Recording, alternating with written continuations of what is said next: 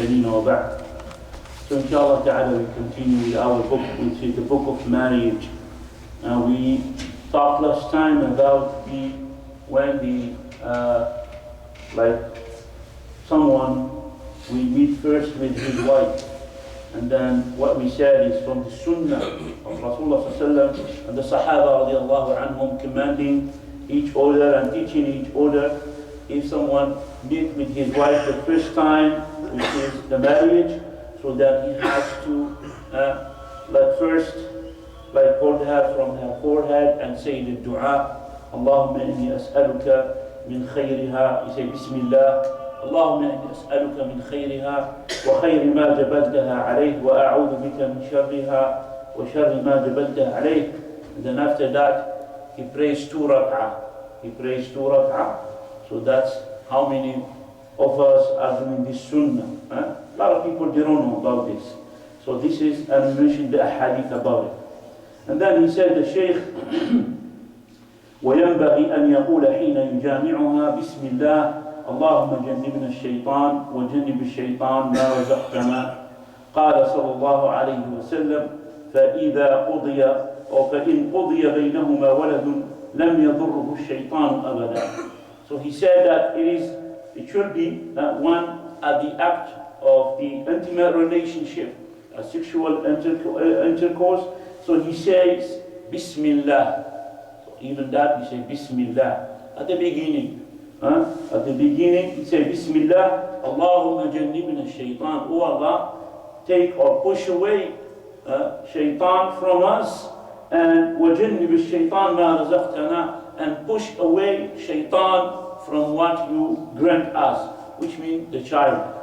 And then he said, Sallallahu alayhi wa sallam, فَإِنْ قُضِيَ بَيْنَهُمَا وَلَدٌ لَمْ يَضُرُّهُ الشَّيْطَانُ أَبَدًا. He said, if Allah, he said, if Allah decrees between them a child, so then that child will not be harmed at all by shaitan.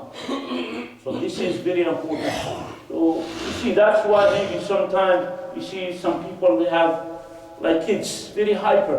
Like whatever you do, they commit mischief and they don't listen and so on. So just because of they don't do this, what Rasulullah said. And you see, this is one of the things, inshaAllah ta'ala, that we have to, inshaAllah ta'ala, do, as Rasulullah said.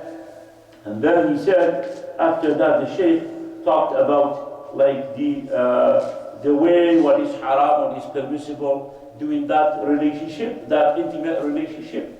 So we'll talk about it, inshaAllah ta'ala, later, inshaAllah ta'ala. We specify one time. But after that, he said, he said the obligation to do the wedding, like the walima, which is inviting people and feed them and giving them happy, showing that happiness. He said, وَلَا بُدَّ مِنْ عَمَلِ وَلِيمَةٍ بَعْدَ الدُّخُولِ.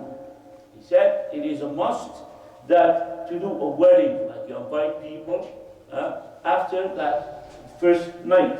لأمر النبي صلى الله عليه وسلم عبد الرحمن بن عوف بها كما تقدم, as the command of Rasulullah صلى الله عليه وسلم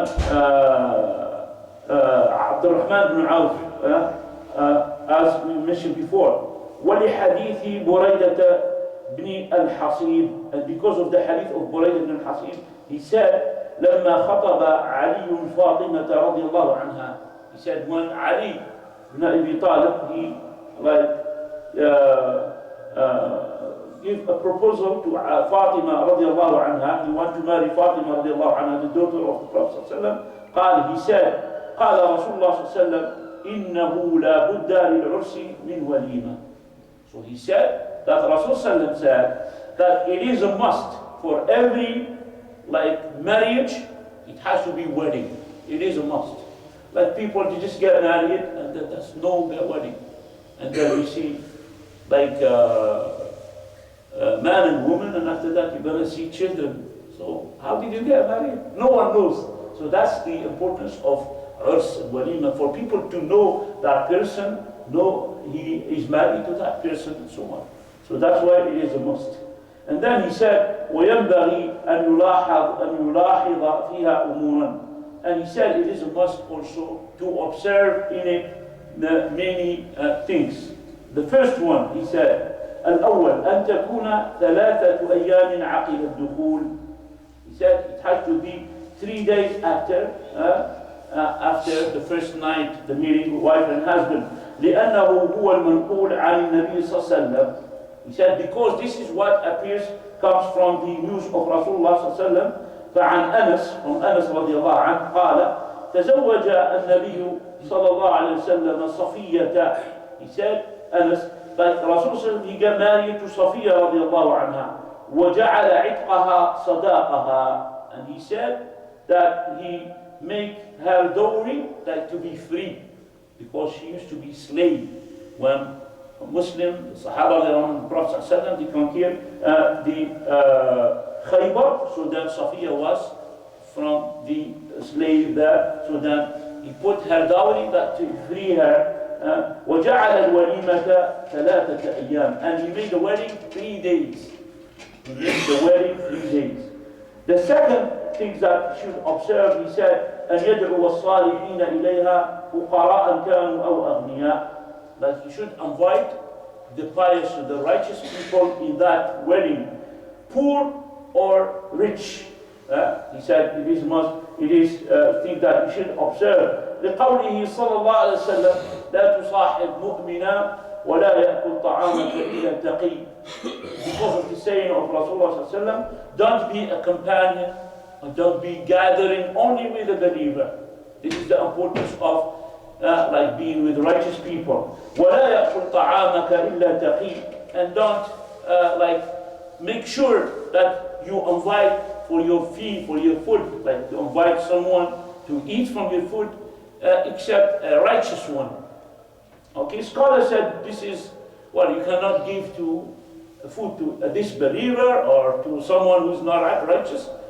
Allah said, وَيُطْعِمُونَ الطَّعَامَ عَلَى حُبِّهِ مِسْكِينٌ وَيَتِيمٌ وَأَسِيرٌ. He took a contradiction. But here he said that you should observe this companionship with the righteous people, because when you invite someone, when you eat with someone all together, this eating and gathering will bring familiarity.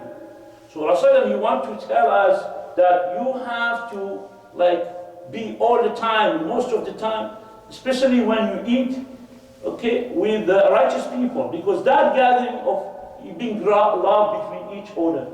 So if you invite only, you gather only with the fujjar, with the fusaq, with the wicked one, with the disbeliever, so with the time, with that eating and inviting them, so that brings love and compassion between you. And then you're gonna what? You're gonna follow him. So that's the meaning of Rasulullah. But if you wanna be pious and righteous, one of the things, you make sure that you eat. When you invite someone, it's better to be righteous. So because this gathering will bring love, and also he influence you. You're gonna fix yourself when you do that, inshallah. Number 3, he said, أن يولم بشاة أو أكثر إن وجد ساعة. And let him make this wedding by one ram or goat, whatever one, or more if he finds, or if he has that money to do that. لقول النبي صلى الله عليه وسلم لعبد الرحمن بن عوف أولم ولو بشاة. So because of the saying of Rasul sallam to Abd al-Rahman bin Auf, make wedding, like do that wedding happen even with one shat, which is one lamb or one ram or one goat. وعن أنس قال, another proof, he said ما رأيت رسول الله صلى الله عليه وسلم أولم على امرأة من نسائه ما أولم على زينب فإنه ذبح شاة. So another hadith, he said, Anas radiallahu anhu, I didn't see Rasulullah sallallahu alaihi wasallam, he made a wedding on one of the wife of his wives, which is a woman of his wife, as he made a wedding on Zaynab radiallahu anha. He said, فَإِنَّهُ ذَبَحَ شَاة. And he said, and he slaughtered a shat, which is like to be cooked and to be given to people. And then he said, وَيَجُوزُ أَن تُؤَدَّ الْوَلِيمَةُ بِأَيِّ طَعَامٍ تَيَسَّرٍ. He said, and it is permissible to make the walima, the wedding, with any food that is present. Which means you could be poor. It doesn't mean you have to slaughter if you don't have. It doesn't mean you don't have to get married if you don't have. So all this is permissible. He said, وَيَجُوزُ أَن تُؤَدَّى الْوَلِيمَةُ بِأَيِّ طَعَامٍ تَيَسَّرَ. What is easy to give? If you have cookies, whatever it is, anything. That's the most important, to do the walima. وَلَوْ لَمْ يَكُنْ فِيهِ لَحْمٌ. And even there is no meat in it. بحديث أنس رضي الله عنه. And then he said, أقام النبي صلى الله عليه وسلم بين خيبر والمدينة 3 يبنى عليه بصفية بنت حيي. He said that Rasulullah صلى الله عليه وسلم, he settled between Khaybar and Medina. That's the distance. 3 nights, which is a wedding of that marriage that happened between him and Safiya, the daughter of Huyay, radiallahu anha, you know, as we mentioned before. فَدَعَوْتُ الْمُسْلِمِينَ إِلَى وَلِيمَتِهِ, and invited the Muslims to his wedding. So Anas, we know that he is sallallahu alaihi wasallam. He used to be the servant of Rasulullah sallallahu alaihi wasallam. So he invited people, the Muslims, to his wedding. فَمَا كَانَ فِيهَا إِلَّا خُبْزٌ فِيهَا مِنْ خُبْزٍ وَلَا لَحْمٍ. They were not in it at all, even no bread or even a meat. He said there was no. أمر بالأنطاع فألقي فيها من التمر والأقط والسمن فكانت وليمته. He said, so Rasul sallam, he command بالأنطاع, which is that it is the leather carpet made from leather. You see the leather, animal leather, and then it is like treated, yes, and then it will be used as sufra, as they call, yeah. So this is the type of thing. So, and then they put in it, فَأُلْقِيَ فِيهَا, they put in it dates and also the dry milk. It means like cheese. It is very dry and it is sweet. Yeah. وَالسَّمْنِ, and also the ghee. They call it the ghee. Yeah. And فَكَانَتْ وَلِيمَةُ, and it was his what? His wedding. Sallallahu alayhi wa sallam. We continue, inshallah ta'ala, tomorrow with the rest of what is recommended in the walima and the wedding, inshallah ta'ala. أقول قولي هذا وأستغفر الله لي ولكم فاستغفروه إنه هو الغفور الرحيم.